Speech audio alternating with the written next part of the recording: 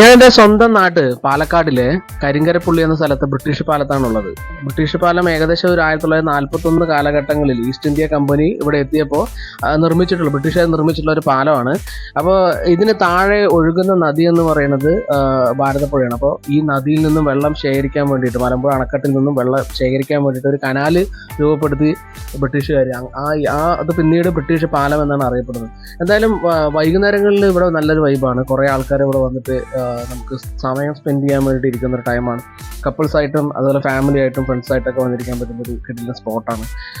ഇപ്പോൾ നല്ല മനോഹരമായിട്ട് നമുക്ക് ഈ ഒരു സായം സന്ധ്യയിൽ കാണാൻ കഴിയും. അപ്പോൾ ഇതിൻ്റെ ഒരു ലൊക്കേഷൻ വരുന്നത് നേരെ നമ്മൾ പാലക്കാട് വരുന്നത് കരിങ്കരപ്പുള്ളിൽ നിന്ന് ഏകദേശം 500 മീറ്റർ ഉള്ളിലേക്ക് വന്നു കഴിഞ്ഞാൽ ഇത് കൊടുമ്പ് പഞ്ചായത്തിലാണ് ഈ ഒരു പാലം സ്ഥിതി ചെയ്യണത്.